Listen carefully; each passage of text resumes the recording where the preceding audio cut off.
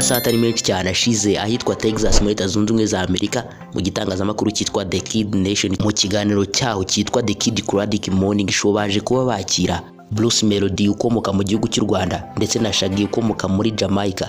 Ni nyuma y'igihe kitari kinini cyane Shaggy ndetse na Bruce Melody bakoranye indirimbo yabo yitwa When She's Around. Iyo ndirimbo When She's Around ni remix y'indirimbo yitwa Funga Macho yarakozwe na Bruce Melody mbere yaho gato. Ni muri ubwo buryo igitangazamakuru gikorera Texas muri Leta Zunze Ubumwe za Amerika n'ubundi cyitwa The Kid Nation nkuko nabigarutseho cyaje gukoresha abangaba ikiganiro kitari kirekire cyane ariko nanone kitari kigufi cyane cyamaze iminota 11 n'amasegonda agera kuri 57. Marvin iryivuze uwo ninge ndi kumwe n'uwitwa Gringo bimeze bite? Bimeze neza, ibintu ni amahoro. Ya nanjye meze fresh kabisa. Twongeye kwe kaze mwe mwese mudukurikira hano kuri Gringo TV Show ndetse na Marvin Daily Official. Nawuze mvuga ko muri Leta Zunze Ubumwe za Amerika witwa Shaggy na Bruce Melody bahuriye ku gitangazamakuru cyitwa The Kid Nation. Ayo makuru wayumvishe Gringo? Nayumvishe rwose, nibyo biri kuri iyi mihanda. Reka tumanuke n'ikiganiro cyabo cyabaye kitari kinini cyane. Icyo kiganiro n'ubundi kikaba cyabaye baganira mu rurimi rw'icyongereza ariko njyewe Gringo na Marvin tukaba twifuza kukabagezaho mu rurimi rw'ikinyarwanda. We got Shaggy and Bruce Melody. This is Bruce Melody's first time in the States. Yes, it's my first time here. Yeah. Thank you.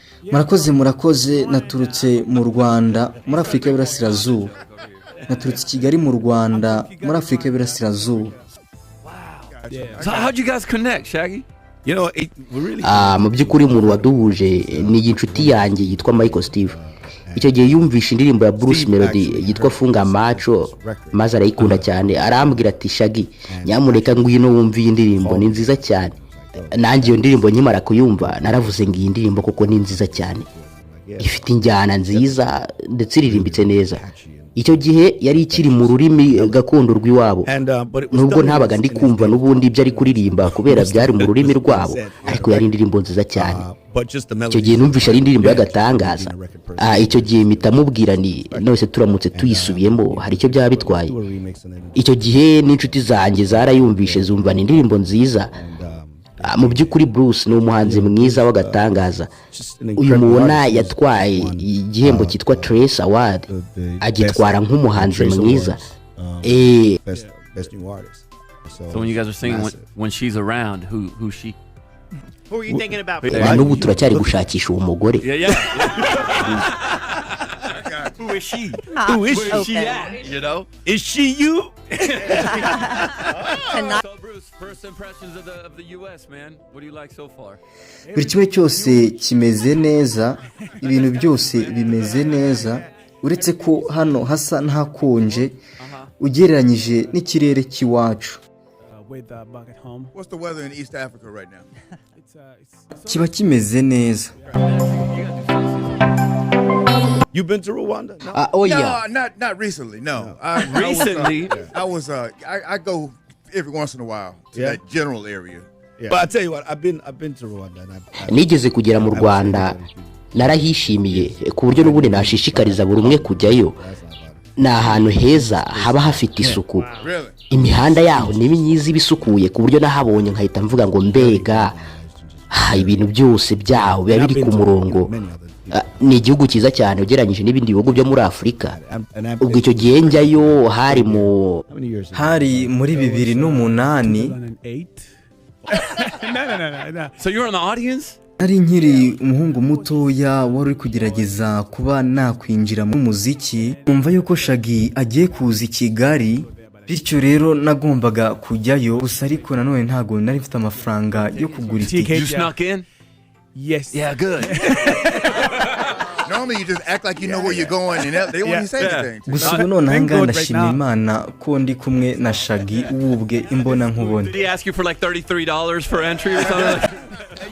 Undi mu mwenda. For inflation. You gotta add that in. How'd you get started in music? Were you doing music in church? Nkuko bigaragara muziki nawutangiriye mu rusengero. Nyuma y'igihe gito yantangiye akazi nakoraga icyo gihe nkiri umuhungu muto cyane natangiye nk'umuproducer. Umunsi umwe nari ndi gufata amajwi y'indirimbo y'uwitwa Fazo. Icyo gihe nawe ahita ambwira ati reka ngufate amajwi aba ari uririmba muri iyi njyana. Icyo gihe nibwo nahise mbitangira, ntago nari nzi ko naririmba. Now Bruce, if you were to move out here to the States, does Miami sound good to you with the golf cart and the Sea-Doos? Mu by'ukuri n'ahandi nari ndigeze njya. Ni ubwa mbere ngeze hano muri Amerika. First time I'm here in Dallas.